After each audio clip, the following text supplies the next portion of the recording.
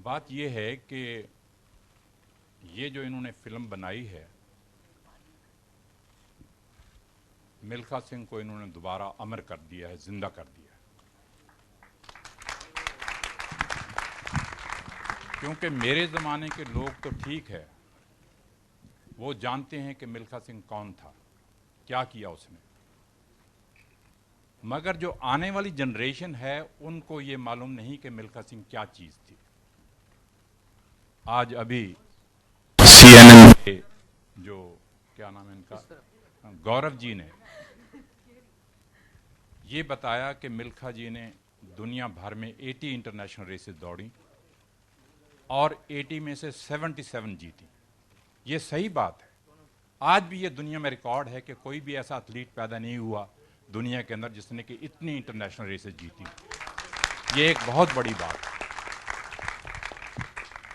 और आप इस बात को हैरान होंगे सुन के कि दो चीज़ें ज़िंदगी के अंदर मैं कभी नहीं भूल सकता।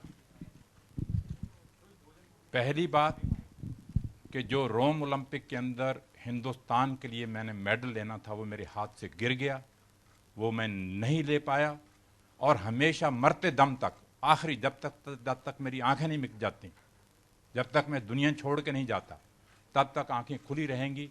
और मैं चाहूँगा कि 100 करोड़ 150 करोड़ आबादी में से कोई ना कोई ऐसा नौजवान उठना चाहिए जो मेरे हाथ से मेडल गिर गया रोम ओलंपिक के अंदर, वो जाके ले तिरंगा झंडा इंडिया के वहां जाके ले।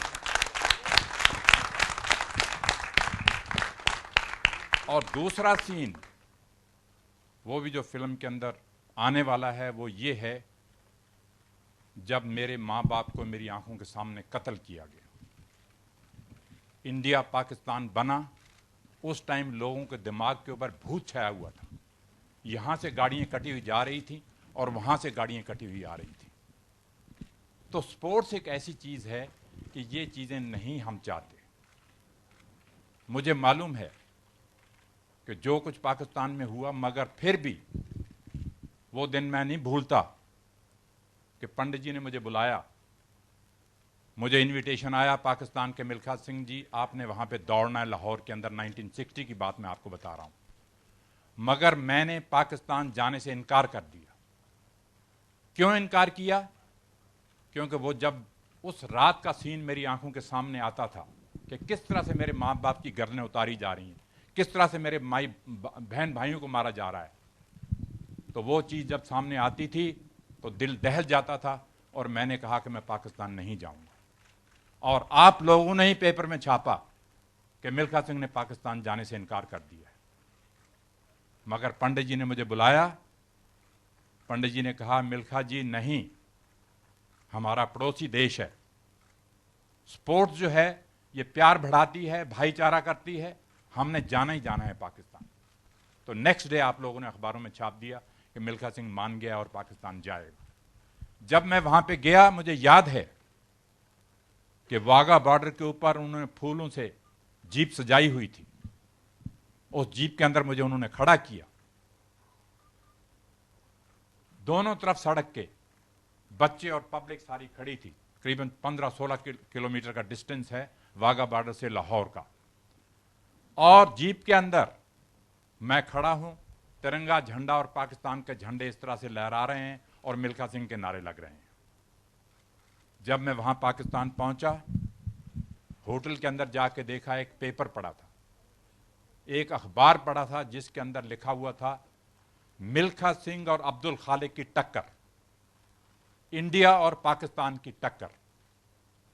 वो जब चीज मैंने पढ़ी, मेरे दिल के अंदर मैंने कहा यार ये चीजें इनको नहीं छापनी चाहिए, हम यहां किसी और काम के लिए आए हैं और ये चीज इन्होंने छाप दी है यहां।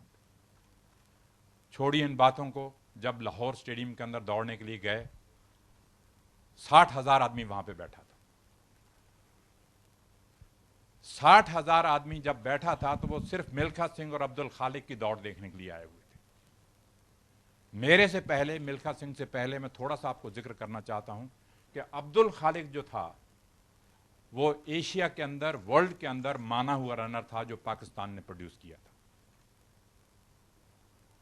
जब वो टोक्यो में मेरे से हार गया एशियन गेम्स के अंदर, फोटो फिनिश के अंदर, तो पाकिस्तान ने मुझे वहाँ बुलाया लाहौर के अंदर कि नहीं, वो गलती से अब्दुल खालिक वहाँ हार गया है, मगर यहाँ अब आके उसने यहाँ लाहौर के अंदर आके दौड़े हमारे आदमी के साथ। तो मुझे याद है कि 200 मीटर के जब स्टार्ट होने लगी रेस, जनरल अयूब वहाँ पे बैठे हुए हैं, 60,000 आदमी स्टेडियम के अंदर बैठा हुआ है। जब रेस शुरू होने लगी तो ऐसे सन्नाटा छाया हुआ था कि जैसे एक भी आदमी स्टेडियम के अंदर नहीं बैठा हुआ। रेस शुरू होने से पहले 2-3 मौलवी आए वहाँ से, पौड़ियों से उतरे, नीचे आए, आके मैं यहाँ खड़ा हूँ, अब्दुल खालिक यहाँ खड़ा है, आके कहते हैं खुदा हाफिज, आपको खुदा दुश्मनों से फतेह दे। जब वो जाने लगे वापस, मैं उनका मौलवी जी हम भी खुदा के बंदे हैं। वापस आए और उन्होंने मुझे भी कहा कि खुदा आपको भी ताकत दे।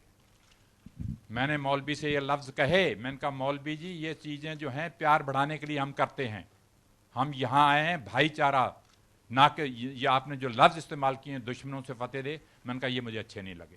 कहने लगे नहीं, आपको भी खुदा ताकत दे। तो दोस्तों, मुझे अभी तक याद है कि अगर आज फ्लाइंग सिख का नाम मशहूर है सारी दुनिया के अंदर, मिल्खा सिंह का नाम मशहूर है सारी दुनिया के अंदर, तो ये क्रेडिट जो है पाकिस्तान को जाता है। जनरल अयूब ने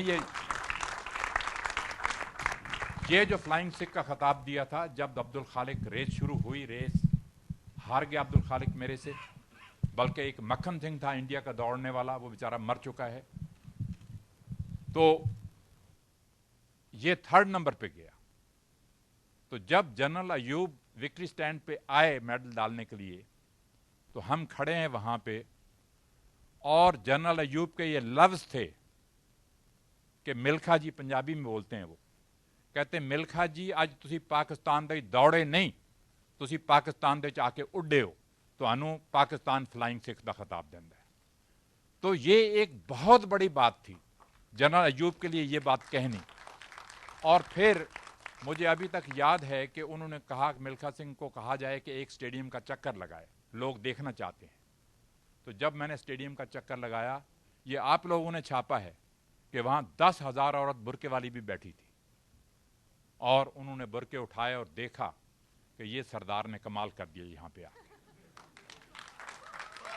तो दोस्तों, मैं आपसे ये कहना चाह रहा था कि ये जो फिल्म बनाई है इन लोगों ने, मुझे दोबारा जिंदा तो किया ही किया है, मगर मेरी आखिरी ख्वाहिश ये है कि हमारे हिंदुस्तान में से कोई ना कोई ऐसा नौजवान निकलना चाहिए, लड़का या लड़की, जो आगे बढ़े और हमारे देश का तिरंगा झंडा जो है वो ओलंपिक खेलों के अंदर लहराए। मैं थोड़ी सी हिस्ट्री आपको एथलेटिक की बताना चाहता हूँ, ये इन्होंने जिक्र किया है। जब से इंडिया आज़ाद हुआ है, जब से इंडिया आज़ाद हुआ है, तब से आज तक सिर्फ 5-6 आदमी हैं जो फाइनल तक पहुंचे हैं, मगर हमारे देश के लिए मेडल नहीं ले पाए। मिल्खा सिंह पहले नंबर पे था, गुरबचन सिंह रंधावा इन 1964 ओलंपिक के अंदर दूसरे नंबर पे था, उसके बाद श्री राम सिंह आया, श्री राम सिंह तीसरे नंबर पे था, पीटी ऊषा आई, वो चौथे नंबर पे थी, 5वें नंबर पे अंजू जॉर्ज लड़की थी। वो ये 5 आदमी जो हैं वो फाइनल ओलंपिक में पहुंचे हैं, मगर मेडल नहीं ले पाए। तो मैं उम्मीद करता हूं कि ये फिल्म इन्होंने जो बनाई है, जो इस बच्चे ने काम किया है और इस लड़की ने काम किया है और इन्होंने डायरेक्ट किया है, यहाँ पे वाईकॉम वाले भी खड़े हैं, यहाँ पे जीत जी मेरे पास खड़े हैं, इन लोगों ने जो काम किया है, मैं समझता हूं कि आने वाली जनरेशन को ये फिल्म इंस्पायर करेगी कि मिल्खा सिंह के मुंह से किस तरह से खून निकलता रहा, कितना उसने हार्ड वर्क किया, वो मौत से लड़ा कि मैंने वर्ल्ड रिकॉर्ड तोड़ना है, मैंने देश के लिए मेडल लेना है। सारी दुनिया को यह मालूम था रोम ओलंपिक जाने से पहले कि अगर 400 मीटर में कोई जीतेगा तो इंडिया का मिल्खा सिंह ही जीतेगा और कोई नहीं जीत सकता, क्योंकि उनको भरोसा हो चुका था कि मैंने 80 इंटरनेशनल रेसेस दौड़ी, इन्होंने बताया अभी, उसमें से 77 जीती। सारी दुनिया ये कहती थी कि अगर 400 मीटर जीतेगा तो मिल्खा सिंह ही जीतेगा, मगर मेरी बैड लक नहीं, इंडिया की बैड लक थी, मेरे से रेस में गलती हुई, वो मेडल चला गया। तो मैंने आपसे कहा है कि मरते दम तक मेरे में ये रहेगा कि मैं देख के जाऊं कि कोई ना कोई इंडियन जहां से उठना चाहिए। इन बच्चों को, डायरेक्टर को, इनके जितने जो फिल्म जिनके अंदर सार उन सब लोगों ने काम किया, उनको सबको बधाई देता हूं और उम्मीद करता हूं कि इस फिल्म को देख के आने वाली जनरेशन जो है वो खड़ी हो जाएगी। Thank you very much.